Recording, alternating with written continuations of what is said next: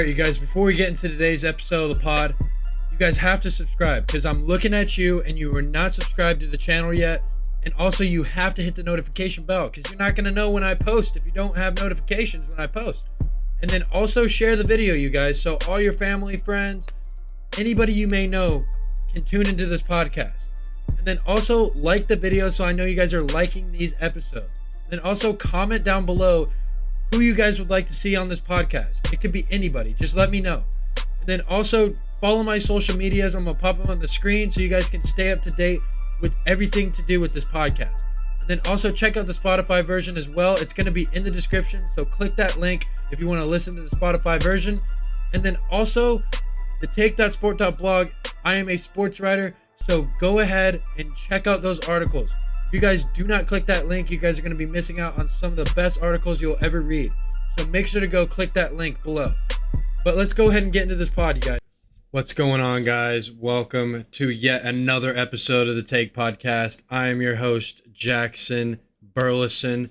Now, in today's episode of the podcast, we are going to be talking about my top 10 shooting guards of all time. This is a list that I've been kind of cooking up for a little bit, and I've wanted to share this with you guys. So let's go ahead and get this thing going. With number 10, Klay Thompson, one of the best shooters in NBA history. I think he is up there as one of the best catch and shoot players to ever play this game. First of all, the guy does not need the ball to score, which is a rare sight to see in today's game. He just needs to move around the ball. Doesn't need to really even take many dribbles. I mean, he scored one game where he had 60 points and only took 4 dribbles. I mean, that's so unheard of in today's game, especially now with ISO ball and being such a big part of the game now. You just don't see that. And he scored 37 points in a quarter one time, which is actually absurd. I mean, Klay Thompson, he's such a quick release. I mean, he's able to get it off. His shot, you know, he has it right here in the shooting pocket, ready to shoot at all times. Now, he can take it off the dribble. As he's came back from injury, he kind of has been dribbling a lot more, which, you know, I don't like to see that from Klay Thompson as much, but he's still a very good player. The only thing that he has lost from his injuries was he was a fantastic defender before he tore his ACL and Achilles, which really was one of his strong parts of his game, because in the finals back in 2016, 2017, he was able to lock up Kyrie Irving and really make it a very difficult time for Kyrie Irving to score. I mean, Kyrie Irving still scored, but it just made it that much more harder for him to, you know, get his shots, get his looks that he did want. And Klay Thompson was one of the best on-ball defenders in the league before he got hurt. So his game has changed a lot more since he has come back from injury, but Klay Thompson, he's still a championship caliber shooting guard. He's got that winning mentality. He's big in clutch moments. I mean, he's called Game 6 Klay for a reason. He has some of the most clutch moments in NBA history. I mean, that Game 6, if he doesn't make 10 threes, which is a postseason record at the time, the Golden State Warriors lose to the Oklahoma City Thunder in that series. And he is a big reason why they won that series. And he also holds the most three-point shots made in a game at 14, which is unprecedented. He has a lot of shooting records. Him and Steph Curry are kind of back and forth on shooting records. But I got Klay Thompson at number 10 to start this list. So you guys can just imagine how many good players are above this guy. And at number 9, this is very interesting here. I got Ray Allen. Now, Ray Allen, he was the three-point shot king for a long time. He held the record for the most three-point shots made in NBA history for a very long time until Steph Curry broke it recently last year. But he didn't always start out as just a three-point shooter. You know, he was able to drive to the basket, you know, get some dunks in there. He was always taking it to the rim. That was always his game before he kind of changed his game over the years as he got older and became one of the best catch and shoot players of all time. And, you know, it's crazy to see, you know, Ray Allen, he was known as Jesus Shuttleworth. You've seen those movies. And then his game kind of evolved throughout his career to, you know, saving LeBron's legacy. Like, without Ray Allen, LeBron would not have won 2 rings in Miami. That's just a fact. You he's one of the most clutch players in NBA history as well.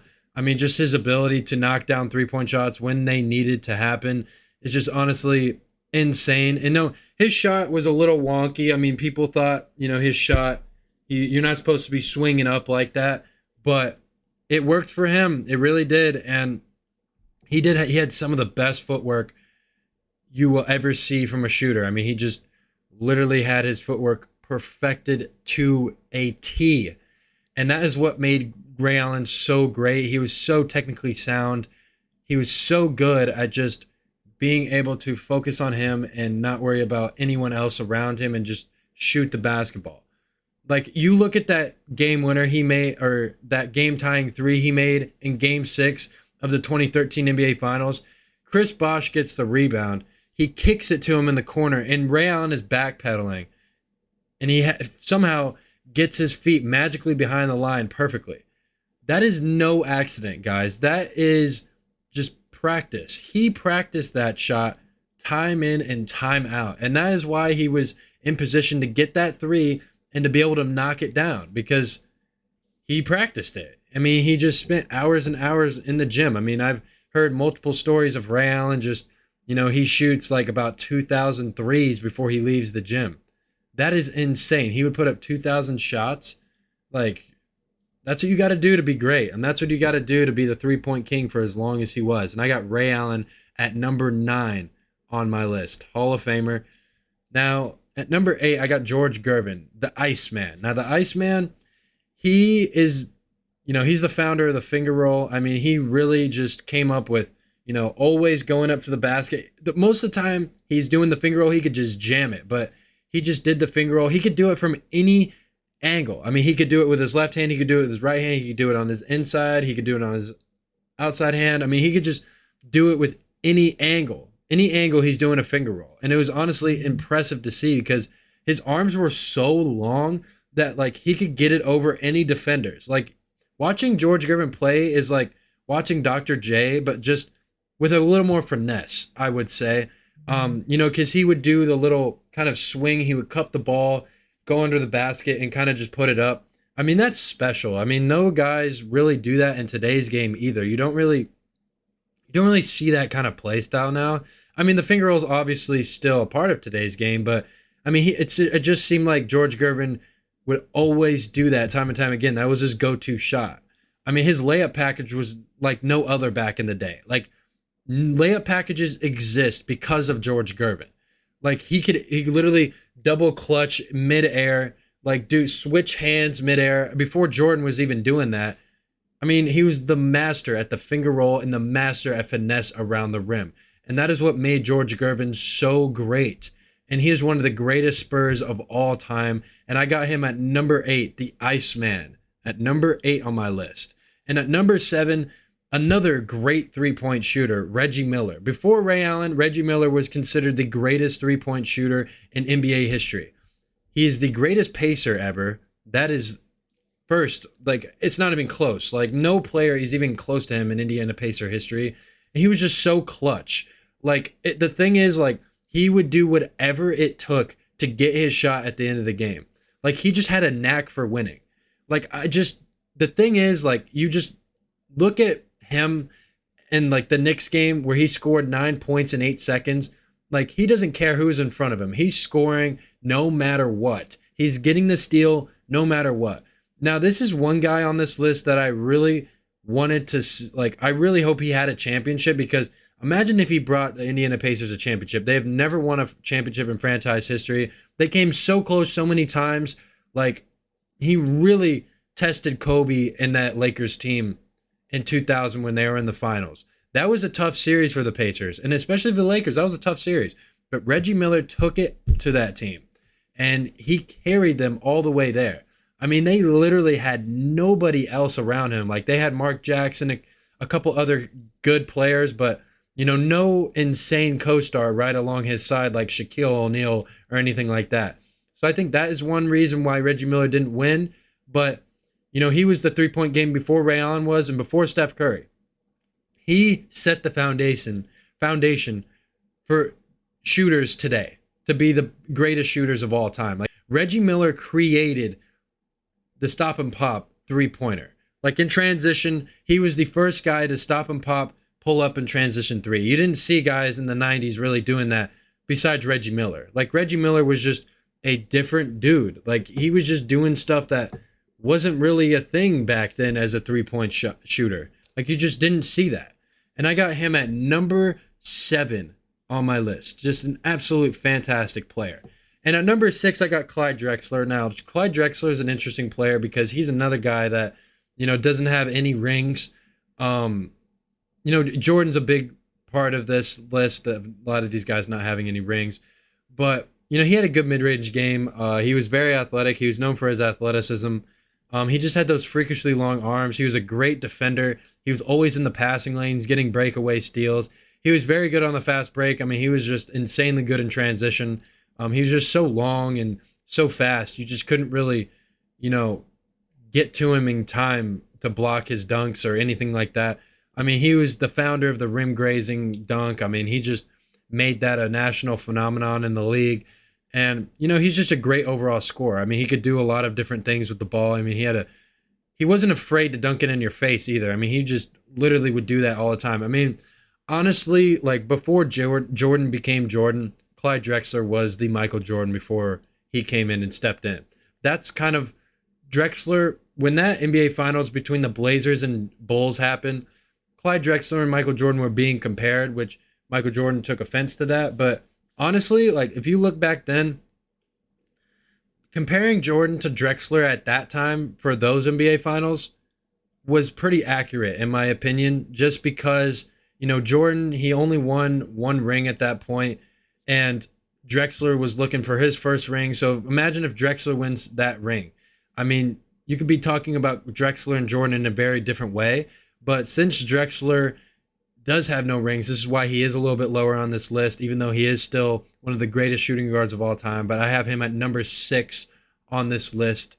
And at number 5, I got Allen Iverson. Now, Allen Iverson, he's one of the greatest isolation players of all time. I think he is the greatest isolation player of all time. He has the best ball handling I've ever seen, except Kyrie Irving. And then he just had insane athleticism for a guy who was that small. I mean, he was 6 foot, playing 2 guard. I mean, he could just score in a many different fashions. I mean, he had the fadeaway jumper. He could take it to the basket. He had a lot of finesse, but his ball handling allowed him to create a lot of space off the dribble. I mean, he was so good at creating his own space and just doing the things that no other player was really doing back then. I mean, he crossed up Jordan, for crying out loud. And he was a decent defender at the guard position. I mean, he could get in those passing lanes. He could really make things difficult for an opposing guard. And, Allen Iverson, he's another guy that does not have a ring on this list. I mean, there's a lot of guys that don't have rings because of just certain circumstances. Like they have certain players to deal with. And, Iverson didn't really have a lot of help in his career. I mean, at the end of the career, you could argue that Allen Iverson should have a ring as a Denver Nugget with Carmelo Anthony. But Carmelo Anthony and Allen Iverson are both isolation players. They need the ball to be effective, and it just didn't work out. And Allen Iverson, he's a top 5 player on this list, but he could easily be higher in this list if he had a championship ring. But I got Allen Iverson at number 5 on this list. And at number 4, I got James Harden. Now, James Harden, he's the master of the step back, the master of the Euro step. Prime James Harden, guys, he was a different beast. Like, you can just say, in 2017, when the Warriors had Kevin Durant, they almost beat them in the conference finals that season. They were so close. They lost them in 7 games. I guarantee you guys, James Harden would be in the NBA Finals that 2017 year if Chris Paul didn't get hurt. I guarantee it. Like, James Harden was so good. He averaged 36 points per game that season. Prime James Harden, when he was on the Rockets, was just so different. He was so good at getting to the free throw line. He was really good at drawing contact. The step back jumper was just unreal. His ability to create space off the dribble was unmatched. No player in NBA history is as good at creating space off the dribble as he is. I will just say that right now. And he was an elite passer, triple-double machine, still is an elite passer. I mean, right now when he's on the Philadelphia 76ers, he isn't able to score the ball as an elite clip as he used to be because, number one, he's playing with the Joel Embiid. But number 2, he's just a little bit older. He's not as fast. He's got a little more weight to him, but he still is an elite passer. And he's a very good rebounding guard as well. He's a triple-double machine. So James Harden, he is number 4 on this list. He is the 4th best shooting guard of all time, James Harden is. And at number 3, we got DWade Wade, the best Miami Heat player of all time. The jersey is right behind me. DWade Wade is my favorite player in NBA history. He will never, no one will ever replace DWade Wade as my favorite player of all time. I mean, I honestly miss DWade Wade on the Heat. I really do. He was just so good. He was known as Flash for a reason. He had elite speed. He was 6'4", but he literally was amazing athletic-wise. I mean, he would just go up. He's had some of the nastiest posters any NBA player has ever had. You just look at some of his dunks in his NBA career, you're just like, how is he even dunking on these guys? Like, he is 6'4". And the things he had to go through before coming into the NBA. Marquette, he had one Division I offer, and it was Marquette. That was it. Tom Crean was the only coach that believed in him before he came to the NBA. And before he was drafted, there were so many questions and marks about, DWade Wade's ball handling ability, him not being able to shoot. Like, DWade Wade still couldn't really shoot, but that didn't really affect him because he was able to go to the basket. And DWade Wade had the best pump fake of all time. He got guys jumping up in the air, and he would always lean into him and draw the foul. Like, that was one thing that he was so great at, was the pump fake. There is no player in NBA history that has a better pump fake than DWade Wade. And he won 3 championships in Miami as a Heat. I mean, I miss DWade Wade so much. And, like, he's often compared to, like, a lot of different guys. He's Jordan without the 6 rings. Like, he's a 6-foot version of Jordan. Like, he can make fadeaway jumpers. He could do a lot of different things that he made the impossible look easy. Like, that is the thing that DWade Wade did. And he was so clutch. Like, imagine if, like, he won a ring before LeBron came to Miami. Like, that's how good DWade Wade was. Like, he was so quick. Like, he'd just get by any defender. He was very good at splitting defenders, good in the pick and roll. Like, I really miss DWade Wade, guys. And I got him at number 3 on my list. And at number 2, I got Kobe Bryant. Now, Kobe Bryant, R.I.P. Mamba, but he was Jordan. Literally Jordan, just minus 1 ring. Now, the difference between Kobe and Jordan is Kobe, he, I would say he was a little bit of a better scorer than Jordan. He just did things that, I mean, their games are pretty much copy and paste, but he was just always clutch, always wanting to take the last shot. He would never pass it. He would never pass it to a Steve Kerr. Kobe Bryant never did that. Like, Kobe Bryant was just the most competitive guy you will ever see. Like, he just had that mentality. Like, people thought he was a ball hog and this and that. He was not a ball hog. He did not trust his teammates sometimes, which is why he would always take the last shot regardless if he's double teamed or not. Like, Kobe Bryant will always go down as one of the greatest players in NBA history, and he was a tough shot maker. I mean, he'd just make the tough shots.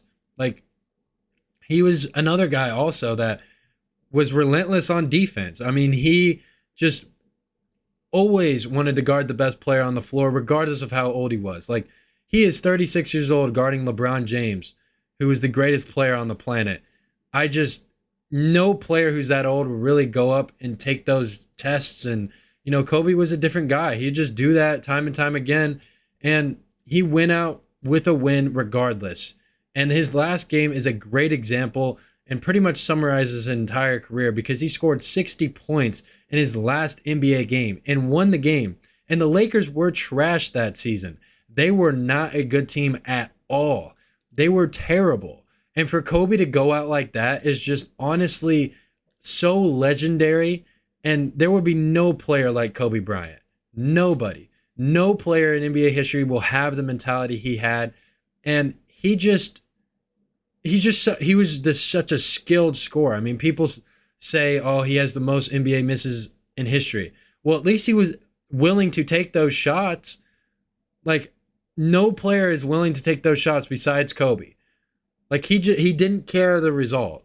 Like, he knows that he was in the gym practicing the same move. Like, he is one guy that would be in the gym for 2-3 hours practicing the same move. That's it. One move for 2 hours. He's the only guy that will ever do that.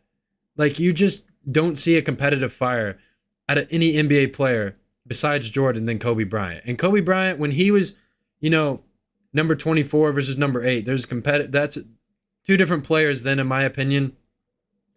When Kobe Bryant, he was number 8, he was more athletic, kind of driving to the basket, just way more aggressive at the rim.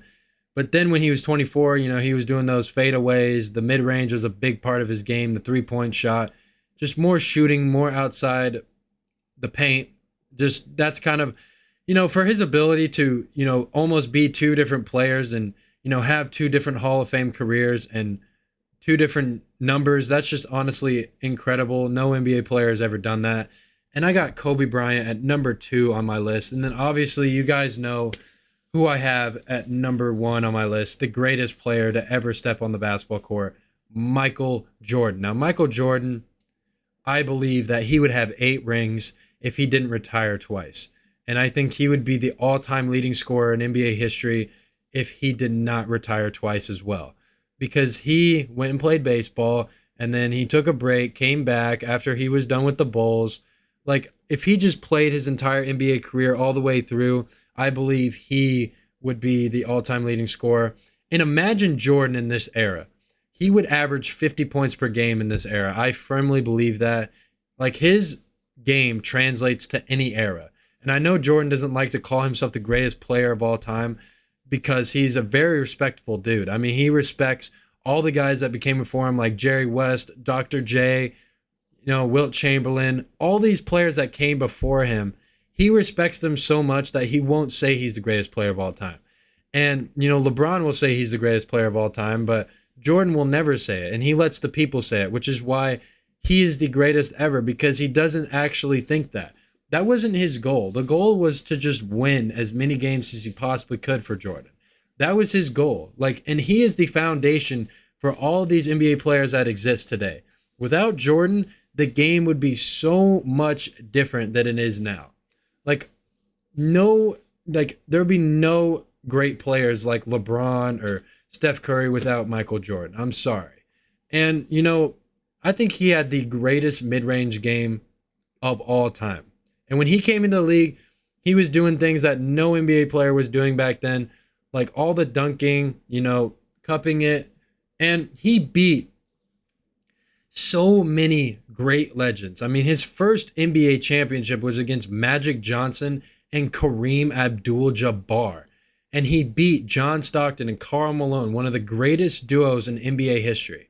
And his second best player was Scottie Pippen. Michael Jordan single-handedly made Scottie Pippen a Hall of Famer. Scottie Pippen is not a Hall of Famer without Michael Jordan. That is the just simple reality of it. And Michael Jordan will forever go down as the greatest player in NBA history. No one even comes close. Nobody. I don't care about LeBron. Michael Jordan is the greatest player ever. And he tops off this top 10 shooting guards list. Let me know what you guys think of this list in the comments. I want to hear what you guys think. Who would you kind of change? Who would you have, not in this top 10 that I didn't have in? Who would you put in? But also, I wanted to let you guys know. So I was going to do a Zoom call with my 1-year pod anniversary, but that is going, and it was scheduled for February 13th. But that is going to be rescheduled and postponed because I had something come up for that day. So I'm not able to do it anymore. So just letting you guys know, I will be putting out a new date at some point. It'll probably be, I'm not sure exactly what it'll be. It'll be in February. I'm for sure of that. It just may be a little bit after the 1-year date.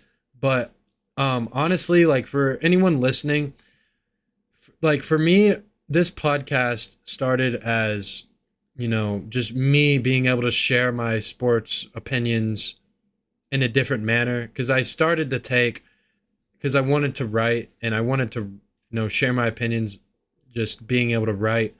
And, for me to have a podcast and still be able to go with it, it's honestly pretty like incredible for me, because like a year ago, I did not see myself sitting here and just doing a podcast like this. I really didn't. Listing 10 greatest shooting guards of all time and people actually caring to listen to that. I really never thought I would be in this position. And, if anyone's out there that, wants a dream and, wants to accomplish something, just go ahead and do it. I mean, there's no one else stopping you besides yourself, to be honest. And I just strive on staying consistent. A lot of people tell me that. I try to stay consistent. And if there's anybody you guys want on this podcast or anything you want me to talk about on this podcast, just go ahead and just let me know in the comments. Like, I want to make this podcast for you guys, and I want to share your opinions on what you guys think and what kind of takes I'm going to be bringing to the table. Just bring up anything with sports. I mean, I'm pretty open to talking about anything as long as it's sports. But this is going to go ahead and do it for today's episode of the Take Podcast. I hope you guys enjoyed this episode. Hit the subscribe button, hit the notification bell on Spotify and YouTube, and share this with your friends. But this is going to go ahead and do it. I'm your host, Jackson Burleson. Take care.